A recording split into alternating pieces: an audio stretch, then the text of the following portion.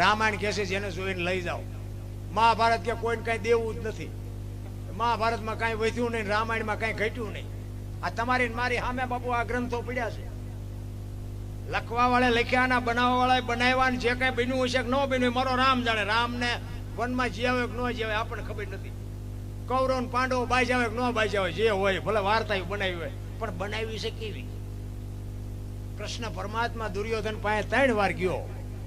કૃષ્ણ પરમાત્મા 3 વાર દુર્યોધન પાસે ગયા. એ કે આ ન કરાય. હસ્તિનાપુરની ગાદી તમે લઈ લ્યો, પણ આ 5 ભાઈને ખાવું શું? 5 ગામ તો દો. એ કે હોના નાકા હણી જેટલું નથી દેવું. એ કે બાસવું પડશે, કે બાસવું છે પણ દેવું નથી. એ બધા 18 દી સુધી મથ્યા. શું કાઢ્યું? ઝઘડામાં હાથ થાય. મારો તોય ફાયદો નથી, માર ખાવ તોય ફાયદો નથી. રામાયણ એમ કહે છે કે લઈ જાઓ. બાપુ રામાયણમાં કાંઈ ખૂટ્યું જ નહીં. અને જો બીજી વાત એ કહું, લક્ષ્મણે 14 વર્ષ બાપુ સેવા કરીને તોય સંતોએ ના પાડી કે ભાઈમાં ન હાલે. ભાઈ તો ભરત જેવા હોવા જોઈએ. વિચાર કરજો. આપણને આપણી નજરે એવું લાગે કે રામની સીતાની સેવા લક્ષ્મણે કરી એવી ભરતે નથી કરી, પણ છતાંય સંતોએ ચોકડી મારી દીધી કે ભાઈ ભરત જેવા હોવા જોઈએ, લક્ષ્મણ નો હાલે ભાઈમાં. આમાં હું વિચારું, 14 વર્ષ પૂરા કરીને આવ્યા ને પછી રામ ને લક્ષ્મણ બે બેઠા હતા. રામચંદ્ર પરમાત્મા લક્ષ્મણને કહે છે કે લક્ષ્મણ, મને તારા મોઢા ઉપર કઈક દુઃખ હોય એવું લાગે છે. તું આપણે આવ્યા તે તું આમ તને કઈક તકલીફ હોય એવું લાગે. શું છે? કઈ ખુલાસો કર તો મને ખબર પડે. કે ના મોટા ભાઈ એવું કઈ ને કે ના, પણ મેં તને નાનેથી મોટો કર્યો, મનનો ખબર હોય, તને કઈક તકલીફ તો છે. ત્યારે લક્ષ્મણ કહે છે મોટા ભાઈ હા એક મને તકલીફ છે. કે શું? કે તમારા મારા બાપ દશરથ? તો કે હા. તમારા મારા ગુરુ મહારાજ વશિષ્ઠ મહારાજ? તો કે હા. તમારી 14 વર્ષ મેં સેવા કરી, એમાં મારી ક્યાંય ભૂલ આવેલી કે ના? તમારી અને મારી માની સેવામાં કઈ ખામી ખરી કે ના? તું આવા પ્રશ્ન હું કામ કરે છે? ત્યારે લક્ષ્મણ રામચંદ્ર પરમાત્માને કહે છે કે જો તમારા મારા બાપ એક હોય, તમારા મારા ગુરુ એક હોય, તમારો અને મારો માની સેવા એવી હોય, તો હું તમને ઈ પૂછું છું કે લંકાના પટાંગણમાં રામ રાવણનું યુદ્ધ હાલતું હતું, તેથી રાવણના વર્ષા જેટલા બાણ વરસતા હતા ને તમને એક નહોતું અડધું, અને મેઘનાથનું એક બાણ મને અડ્યું, મને ગોટો વાળી દીધો, મારે અહીંયા કેવું ફળ ભોગવવું પડ્યું? તમારામાં મારામાં કોઈ જો બાપુ અંતર ન હોય તો ઓલો તો રાવણ મહારથી હતો, એના છોકરાની શું શક્તિ હતી કે મને બાણ મારે ગોટો વાળી દે? રામચંદ્ર પરમાત્માએ કીધું તારી વાત સાચી છે, પણ તને ખબર નથી. ખબર છે પણ તારા મગજમાં નથી. આ તે કીધું એ સારું કર્યું, નકર તને ખુલાસો ન થાય. એ કે 14 વર્ષ આપણે અહીંથી નીકળ્યા, જંગલમાં આશ્રમ આવ્યા હતા? તો કે હા આશ્રમ તો આવ્યા હતા. તો કે એક સબરીનો આશ્રમ આવ્યો તો તને યાદ છે? તો કે હા મોટા ભાઈ મને ખાસ યાદ છે. પ્રકૃતિ તમારું ભજન કરતી હતી અને મેં એને કીધું કે મોટા ભાઈ કયો મલક આવ્યો? તમે કીધું કે એક ભીલડીની બાઈ મારા નામના જાપ કરે છે. એને આપણી આજ્ઞા સ્વાગતા કરી હતી? તો કે હા. બેસવા માટે ચાદડી પાથરી દીધી હતી, આસો પાલવના તોરણ બાંધ્યા હતા? તો કે જમવાની વ્યવસ્થા કરી હતી? હા. જંગલમાંથી બોર લઈ આવી? એ કે મેં ખાધા હતા? કે હા મોટા ભાઈ તમે તો ઠળિયા હોતા ખાઈ ગયા હતા. એ કે લક્ષ્મણ ત્યાં ખાધા હતા? અને અહીંયા હબાકો આવ્યો લક્ષ્મણને ભાઈ કે 14 વર્ષમાં અહીંયા ભૂલ કરી ગયો. તેથી રામચંદ્ર પરમાત્મા લક્ષ્મણને કહે છે કે લક્ષ્મણ, તું સુમિત્રાને મૂકીને સીતાને માં કહેતો હોય, દશરથને મૂકીને મને બાપ કહેતો, ને અયોધ્યા જેવું રાજ મૂકી અને મારી ભેળો જો રખડવા આવ્યો હોય, હું તને ઈ કહું છું કે ભીલડીના હેઠા બોર ખાવામાં મને વાંધો નહોતો, ને તને હું તેથી ઘા વાઈ ગયા. અને લાકડી પડે એમ પગમાં પડ્યો, અને રામચંદ્ર પરમાત્મા બાવડું ચાલી અને કીધું કે તું તેથી બચ્યો ને, ઈ સબરીની ભક્તિનો પ્રતાપ છે. તો કે મોટા ભાઈ ઈ કેવી રીતે? મેં તને જે ફળ આપ્યા તારી પાસે રાખ્યા હતા? કે ના મેં તો ફેંકી દીધા. ઈ તે જે ફળને ફેંક્યા ને એને પક્ષીઓ લઈ જઈને દ્રોણાચલ પર્વત ઉપર જઈને ખાતા હતા. એની ચાંચમાંથી જે બિયારણ વેરાણું એની સંજીવની ઉગી, અને સુસેન નામના વૈદ્ય કીધું કે સંજીવની દ્રોણાચલ પર્વત ઉપરથી લઈ આવીને આના મોઢામાં ટીપા પાડો તો બેઠો થાય. બાપુ આ સબરીની ભક્તિનો પ્રતાપ. સંતોએ ના પાડી દીધી. ભાઈ તો ભરત જેવા હોવો જો, લક્ષ્મણ નો હાલે. એક જ ભૂલ કરી ગયો એમાં નો હાલે. આપણે હાલવી?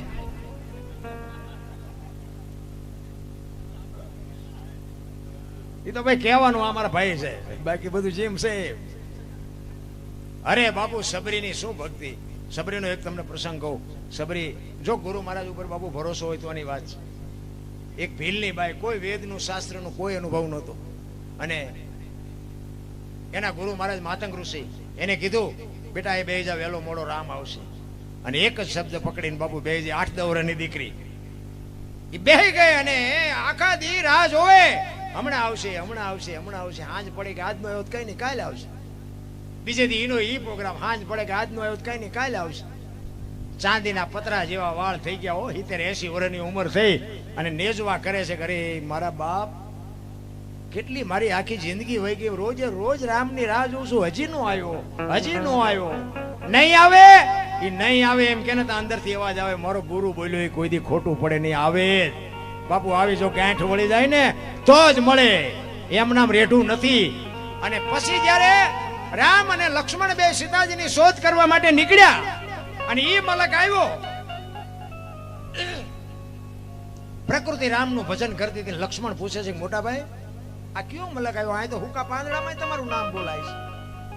અને બાપુ સંતોનું મંતવ્ય છે, હો તમે માનો ન માનો મુબારક, મારે કોઈને મનાવવા નથી, પણ સંતો એવું કહે છે એક જગ્યાએ બે અને 3.5 કરોડ નામના જાપ થાય ને, કોઈ પણ નામ, રામ કૃષ્ણ રામાપીર શિવ કે ઓમ કે જે લેતા હોય, એક જગ્યાએ બેહી 3.5 કરોડ નામના જાપ થાય એટલે ધરતીમાંથી અવાજ આવવા માંડે, દિવાલમાંથી અવાજ આવવા માંડે, હવામાંથી અવાજ આવવા માંડે. એક જગ્યાએ જો 3.5 કરોડ, એક જ હારે નહીં પણ તમે જે જગ્યાએ બેહતા હોય એ જગ્યાએ બેહીને તમે 5-25 જેટલા લેવાય એટલા લીધા કરો.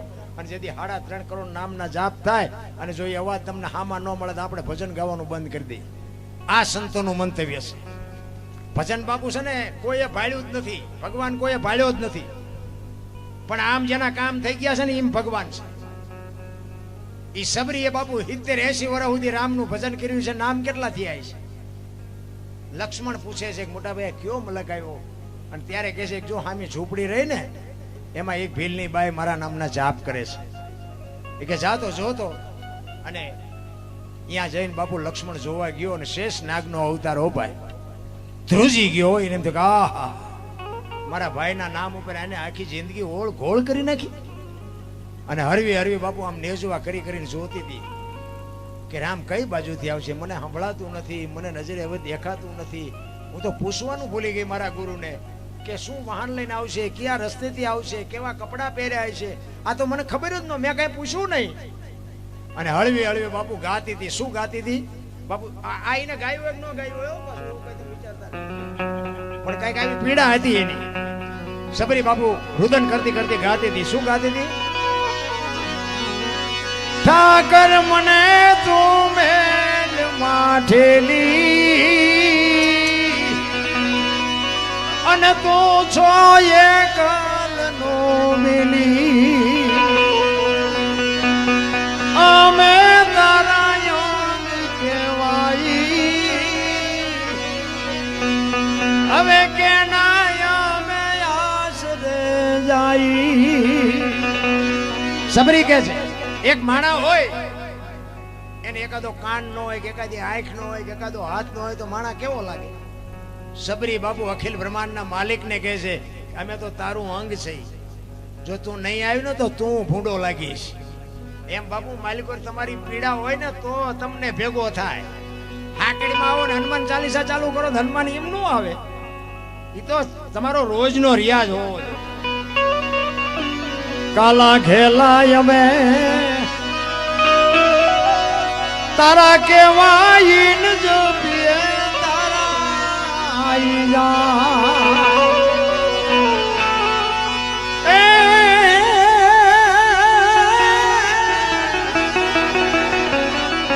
તારી હારે મારે જૂનો નાતો. સબરી કે છે આપણે બધાને છે પણ આપણે ભૂલી ગયા. ના તો આપણે કોને નથી અને નો હોય તો અહીં બેઠા હોય. અહીંયા શું મારા લગ્ન છે? રામાપીર બાપુ એક ઈશ્વર છે, આપણે ભગવાન માની છે, એની નાતો છે, તઈ આપણે બેઠા છે ને. તો 24 કલાકમાં કેમ આપણને 1 કલાકે નથી યાદ આવતું? પાછું આવા માંડવા નાખ્યા હોય કે જવું જ પડે જ ને, તો કોઈ નામ તો લેતા નથી. એટલે સબરી કહે છે તારી હારે મારે જૂનો નાતો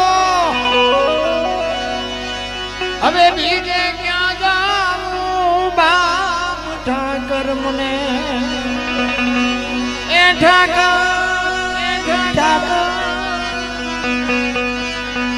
ઠાકર મને મેલ માઠેલી તું છો એ કાનનો વેલી સીતારામ આ સાસુ પૈસા નાખે તમને કઈ નથી થતું આ વાંયથી આવો દો આ પરસો વળી ગયો આમાંથી નથી લઈ જવાના મારે મધ દરિયામાં એ મારું નામ પડ્યું છે ને થાય છે હાલાકનો આ સંસારના સાગરમાં બાપુ આપણા બધાના હોડા હાલ્યા જાય છે મારો નાચ એનો બાપુ ત્રાજવે છે ને એના કાંઠે ભૂગવાના છે બાકી ઓલો કોરોના આવ્યો હતા કેટલાયના ગલોટિયા ખાઈ ગયા કોઈ ન બચાયો હે પૈસાના ડટ્ટા હતા ઓક્સિજન હતા ડોક્ટર હતા વાહન હતા બચાવી ન હોય ક્યાં કોઈ એ તો બાપુ જેનો ત્રાજવે હશે ને એના જ કાંઠે પૂગવાના છે મધ દરિયામાં એ મારું વાણ પડ્યું છે ને થાય છે હાલાકનો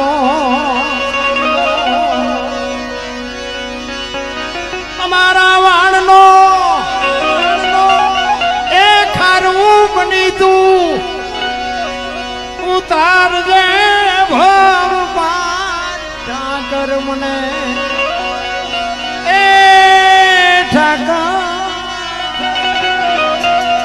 ઠાકર મને મેં માઠેલી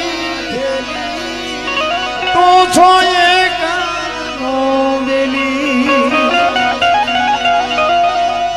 અમે તારા થઈ એ આડતિયાને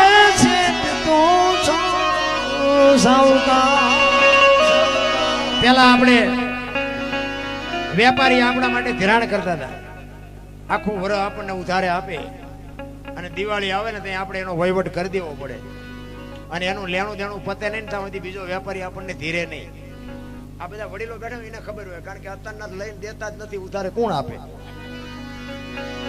વડીલોને ખબર હોય પેલા જૂના સમયની વાત આ મને યાદ છે મને ખાસ ખબર છે તમારે ખેતીમાં બળદીઓ મરી ગયો ને વેપારીને એમ કોઈ પૈસા છે ને બળદીઓ વાવણી ટેમ છે ને બળદીઓ મરી ગયો ને પૈસા જોવે વેપારી આપે બિયારણ લેવું હોય તો આપે એ સિવાયનું તમારું હટાણું આપે પણ દિવાળી આવે એટલે જેટલું થાય એટલું બાપુ એને દેવું પડે એ કોઈ દી ખેડૂના પેટમાં પાપ નહોતું વેપારીના પેટમાં પાપ નહોતું અત્યારે એક કઈ શોખો નથી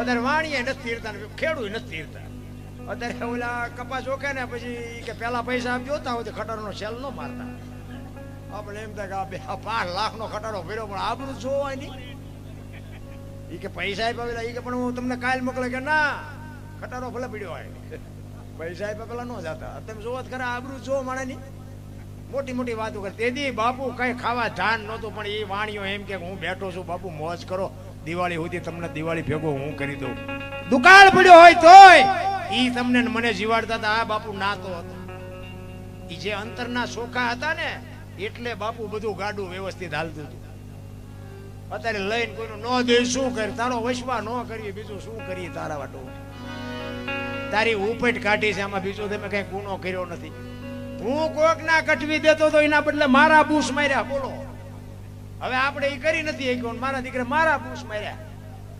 આપણે જોકે હું વ્યાજ વ્યાજનો ધંધો નથી કરતો કોઈ વેમ નો કે પાછી ક્યાં વ્યાજ આપાય હું તો ના પાડું છું કે વ્યાજનો ધંધો ન કરતા કારણ કે અહીંયા બે ચાર અમારે કરે છે પણ હક જ નથી હા વ્યાજ જે કરતા હોય કરજો પણ મને એમ છે કે કરાય નહીં કારણ કે વ્યાજ ના આવે એ જાજાતી એમના દવાખાને જાય એટલે મને અને વ્યાજમાં માણસ ચારે લે ટાંટિયા નો આમતા હોય તારે લે અને હારો માણા હોય સગવડ વાળો હોય ને એ વ્યાજમાં લે એ તમારા પાસા આવે એ પાસા નો આપે હોય ને ઓલા ટાંટિયા નો આમતા હોય એને લીધા હોય એટલે બાબુ થાય તો 200-500 ની 1000 ની 5000 ની મદદ કરજો અને હારો માણા હોય જોકે મને એક બાપુએ કીધું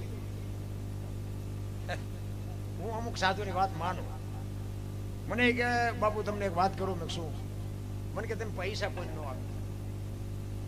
પણ મેં કીધું બાપુ હવે એવું કઈ મને કે એ તમારી મરજી, પણ હું તમને ના પાડું પૈસા નો આપતા, અને આપશો ને તો પાછા નહીં આવે. એટલે મેં કીધું સારું એવું થોડું હોય, બધા એવા હોય. એ બાપુ એ કીધું તમારે અખતરો કરવો કરજો. હવે આવી આપણને જરાક જાણ થાય પછી તો આપણે કદાચ કોકને આપી તો એ આપણે કેટલી મહેનત કરી, કેટલો માણાને આમ આમ કશા પછી જ આપી ને કે આ માણામાં કઈ ફેર ન પડે. ભલે બાપુએ કીધું, પણ તમે સાચું નહીં માનો. આ રામાપીરની સાક્ષીએ કહું છું, 7 જણાને આપ્યા છે ને હાથે હાથે બૂસ માર્યા. અને તમને વિશ્વ આ નામ ન લેવાય, મારે આ લાઈવ હાલે છે. તમે મને સવારે ભેગા થાવ ને હું તમને નામ, સરનામું, ફોન નંબર ને ગામ ને બધું આપું.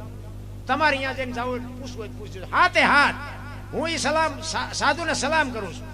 વાહ બાપુ, મારા પૈસા આવવા હોય તો આવે, પણ મને એમ થાય કે હજી આવા સાધુ જીવે છે દુનિયામાં, ત્યાં સુધી કોઈ દી દુકાળ ન પડે. રામ ભલે મારા પૈસાની મને ચિંતા નથી, પણ બાપુ જો આવી એક સંતની બાપુ ટકોર લાગી જાય ને જો જીવનમાં ઉતરી જાય ને, જિંદગીનો બેડો પાર થઈ જાય. નકર બાપુ હાથે હાથ બાપુ મેં આમ ટપોરા કરી કરીને આપ્યા હતા. હાથે હાથ, અને પાછા મોડો જવાબ નથી આપતા. જયારે અરે બાપુ 2 દી રહ્યો, લઈ ગયા 15 દી ના વાયદે, અને હજી મને 2 દી કરે છે. 2-3 ના 11 વર્ષ થયા. હવે એમના 2 દી કઈ હારે ઉગવાના નથી, મારા પૈસા આવવાના નથી. 2 દી હારે ઉગે નહીં કે 2 દી જ કીધું તું. એટલે આ દુનિયાને બાપુ ઉગાય એવું નથી. પણ કહેવાનો મતલબ કે જો તમને એવું લાગે કે નહીં આવે એવા ભાવથી દો ને તો કદાચ મારો નાથ ઓલા સદબુદ્ધિ આપે ને આવી જાય. બાકી આવશે જેવું બહુ વિચારવું નહીં, અને કાં દેવા નહીં, ડખા ઉભા થાય. પછી 5000 આપ્યા ને પછી ઝઘડો કરીને કાં દવાખાને જાય ને કાં પોલીસ ખાતામાં જાય ને 50,000 હું એના કરતા 5 નું મીંડું વાળી દેવું સારું. એટલે સબરી બાપુ છેલ્લે કહે છે કે વેપારી આવું પેલા ધિરાણ કરતા હતી બાપુ, એનો દાખલો આપે છે. અમે તારા થઈ એ આડતિયાને શેઠ તું છો સાવકાર,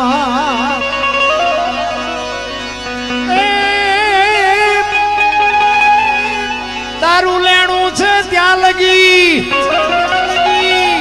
બીજો ધીર છે નહીં તાલવાર. ઠાકર મને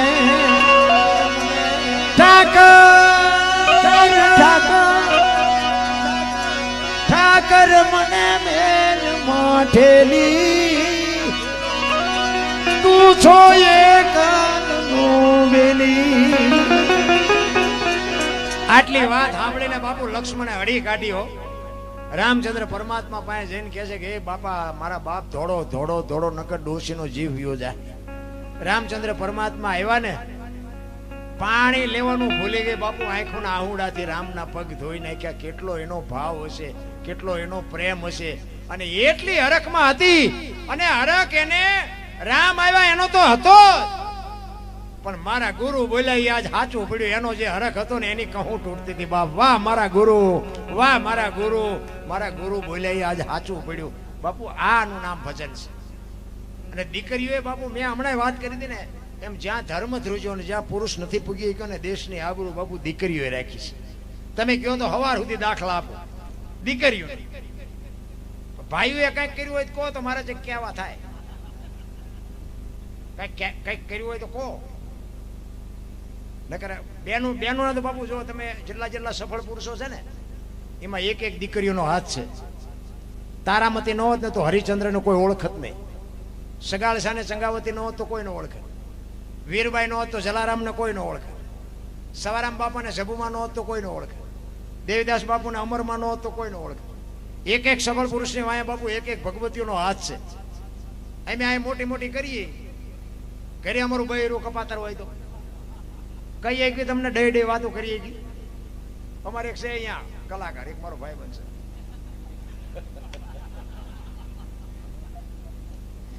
એ ભજન ગાતો હતો ને, એના વહુ માલ આવીને બેઠા છે ખબર નહીં હોય. વાડીમાં કઈક ઢોરા પડી ગયા છે, અને આ સોંટ્યો તો ઈ નાન કરતા ને એમાં બેન આવ્યો. એ કે ઈકારાનો દીકરો થામાવલે વાડીમાં ભેળ પડી જાય, ત્યાં જાને આમાં તારું કઈ નહીં વળે. બાપુ આટલા માણા હોય છે, મારું બૈરું એમ ક્યાં મારે ક્યાં જવું? આને જીવન ન કહેવાય. રામ તમે આ એમના હાથની હથેળીમાં રાખો અને તમે એની પર મારા ગામ કરી આવ્યા હોય અને હું એમ કહું કે હાલો હાલો ચા પાણી પીવા, રોટલા ખાધા સિવાય ન જવાય, અને હું ડેલામાં લઈ જાઉં તમને અને રવોડામાંથી હાણેશું લોટા મંડે ઉડવા. ચિંપા જવું મારે. પતિ પત્ની કા એક મતા તો સરગાપુરમાં સતા બાપુ બે માણા જો હરખા હોય ને તો જીવવાની મજા આવે. અને હું તો બેનોને ખાસ કહું કે તમે જો સંસ્કારનું સિંચન કરશો તો જ હારા દીકરા થાય. હા, બાકી વાતો કરી હારા દીકરા નહીં થાય. ધરાવીને ધાનનો નીપજે કોડવીને માડું નો હોય, જેહળ જખરા નીપજે જેની જનેતા હોથલ હોય. હારી મા વગર કોઈ દી હારા દીકરા નો થઈ શકે. માને ખુમારી હોવી જોઈએ. હું તો એમ કહું કે ઉદરમાં સંતાનનો વિકાસ થતો હોય અને જન્મ થયા પહેલા રામાયણના ગીતાના 5-5 પાના વાંચજો. જો આપને ટેકો દેવું સંતાન ન થાય તો આપણે ભજન ગાવાનું બંધ કરી દઈએ. આપણા ગ્રંથોનો, આપણા શાસ્ત્રનો તમારે પાવર જોવો હોય તો. બાકી પાણી પૂરીયું ખાય તે પરજામ કઈ ન વળે. એમાં વહુ હારો ભેગા શું હતા હોય બોલો શહેરમાં તો શું એમાં દીકરા થાય. પછી કે ભગવાન હારો એક દીકરો દે. શું અહીંયા ગોદામ છે દીકરાની તમને આપી દે. માનું બાપુ સિંચન હોય ને. છત્રપતિ શિવાજી મહારાજની માં ભગવતી જીજાબાઈ ઉદરમાં જીવો હતો ને, તેથી માને ખબર નહોતી મારા પેટમાં દીકરો છે, પણ એને એટલી ખબર હતી કે મને ભગવાન દીકરો આપે કે દીકરી આપે, પણ મારું સંતાન આપને ટેકો દેવું. માય કાંગળું સંતાન કોઈ દી મારું ન થાય. રામાયણ ને ગીતા ઓગાળીને પાઈ દીધી હતી માએ, તો એવા સંતાન થાય. જ્યાં ધર્મ ધ્રુજો માં ધારે એવા દીકરા કરી શકે. ગોપીચંદ ને ભરતરી જેવા દીકરા થાય, ગંગા સતી પાનબાઈ જેવી દીકરીઓ થાય. ન થાય એવું શું કામ બને? પણ fashion fashion fashion fashion Babu આડો આંખ વાળી. હું તો એમ કહું પહેરો ઓઢો વાપરો, પણ ડુંગળીના ફોતરા જેવા લુગડા પહેરીને તમારે શું સાબિત કરવું છે? મારી વાતો બાપુ કડવી લાગશે પણ માફ કરજો. દેહના પ્રદર્શન ન હોય મારી માવડિયું. દેહ તમે એમ માનો છો? રામાયણનો એક દાખલો આપું તમને કે સીતાજી લક્ષ્મણ રેખા ઓળંગી ગયા અને એનું હરણ થયું. બધાને ખબર છે ને? તો તમે એમ માનો છો કે સીતાજીમાં શક્તિ નહોતી? મિથિલા નરેશની દીકરી બાપુ અગ્નિનો ગોળો હતો. એક દ્રષ્ટિ જો રાવણ માથે પડે ને તો આ દુનિયામાં એની રાખ ન પડે. ઈ દીકરી હતી, પણ એને આ આજની દીકરીઓ માટે બાપુ કેળો પાડ્યો કે જે લક્ષ્મણ રેખા ટપી જાય ને એનું આ દુનિયામાં હરણ જ થાય. રાવણ મરી ગયા વેમમાં ન રહેતા ગામો ગામ છે. જે લક્ષ્મણ રેખા ટપી જાય પછી બાપ હોય, દીકરો હોય, માં હોય, પત્ની હોય કે દીકરી હોય, બધાને લક્ષ્મણ રેખા હોય. લક્ષ્મણ રેખા જે ટપી જાય ને એનું હરણ જ થાય. કોઈને પાવર હોય ખોટી વાત છે. અને લક્ષ્મણ રેખા ટપી ગયા પછી બાપુ છે ને રોયે પાર નો આવે ને કાંઈ મેળ ન પડે. રામચંદ્ર પરમાત્મા કે ઓલું હોનાનું હણિયું મારવા ગયા. હોનાના હણિયા હોય અત્યારે આવ્યું હોય તો અત્યારે આપણે ન માની. આપણે કહીએ ને કે ભાઈ હોનાના હણિયા જ નહીં હતા હોય. તો રામને નહીં ખબર પડી હોય? હણિયું આવ્યું અને સીતાજીએ કીધું કે આને મારી આવો, આને લઈ આવો. તો સાચું ખોટું રામને નહીં ખબર પડી હોય. પણ રામાયણ ઈ કે છે કે મોહની વાંહે જે હળિયું કાઢે ને એનું વાંહે પતન જ થાય. મોહ વાંહે બહુ દોડવાની જરૂર નથી. રામ યા નો ગયા હોત તો સીતાજીનું હરણ ન થાય. રામાયણ બતાવે છે. રામાયણ તો રામાયણ કેવા દીકરા હોય, કેવા ભાઈ હોય, કેવી માં હોય, કેવી દીકરી હોય. આ જોવું હોય તો કે રામાયણમાં જોવો. રળેલું ન ખાવું હોય તો મહાભારતમાં જોવો. બે સામે પડ્યા છે.